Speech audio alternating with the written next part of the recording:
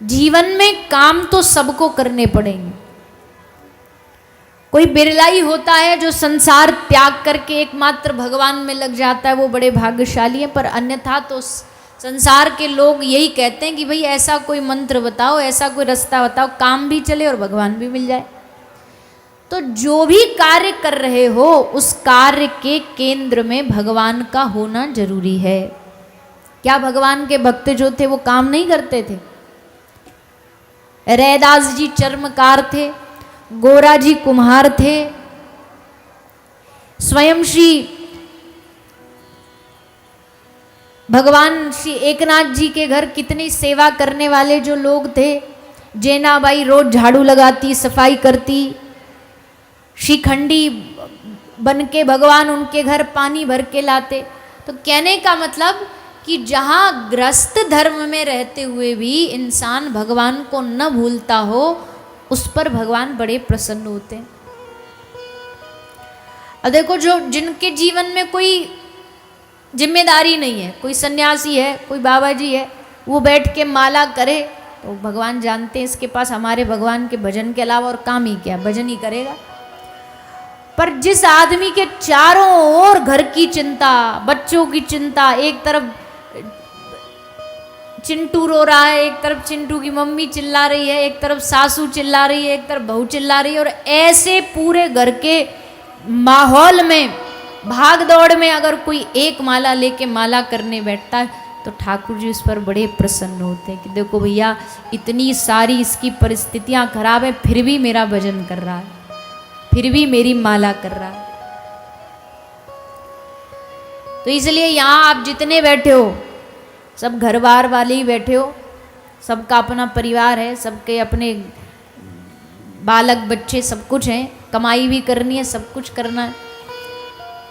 सब कुछ करने के साथ साथ बस इतना याद रखना है कि इन सबका जो केंद्र है, सबका जो मूल है, वो हमारे भगवान हैं। उन पर विश्वास होना चाहिए, उन पर भरोसा होना चाहिए। तो पांडवों ने इस विश्वास को सुदृढ़ रखा, तो भगवान ने भी उनके विश्वास की लाज रखी, भगवान ने भी उनके दुख संकट तकलीफ सबको दूर किया। और देखो, महाभारत की कथा बस इतनी कथा नहीं है कि भगवान ने दुख दूर कर दिए और हो गया काम। दुख तो भगवान ने खूब दिए, पांडवों को कम दुख दिए क्या भगवान ने? यहाँ कोई है जिनके पास पांडवों बराबर दुख आया हो? यहाँ कोई है जिनके जीवन में भगवान श्री राम जी के बराबर दुख आया हो? कल राजा बनने वाले, दूसरे दिन 14 वर्ष वनवास पे निकल गए। इतने दुख की परिस्थितियों में भी, और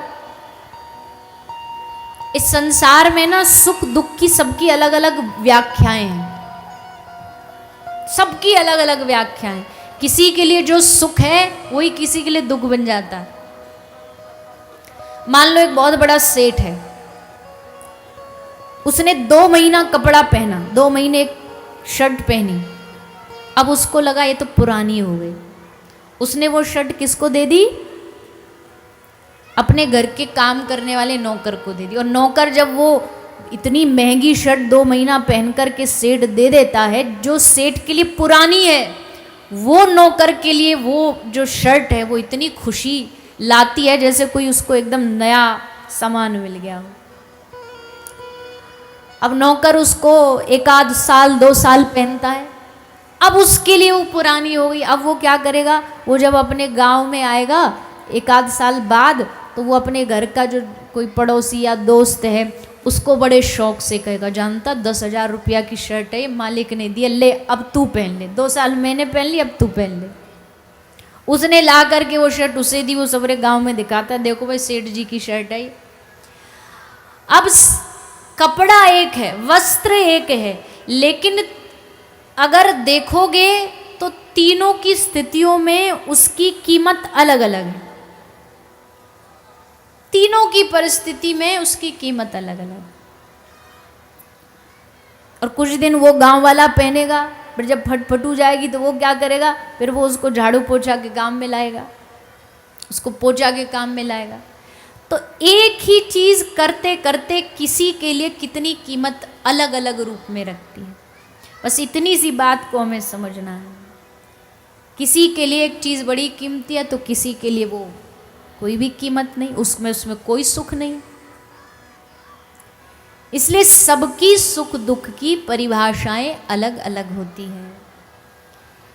एक चीज में किसी को सुख मिल रहा है, दूसरे को उसी में दुख मिल जाता है। एक व्यक्ति में किसी को सुख मिल रहा है, अब एक व्यक्ति में आपको तो सुख मिल रहा है लेकिन सामने वाले को उसमें कोई सुख नहीं, वो देख देख करके उसको जल रहा है, उसको सुख नहीं मिल रहा है। इसका मतलब व्यक्ति में सुख नहीं है, सुख और दुख हमारे नजरिए में है।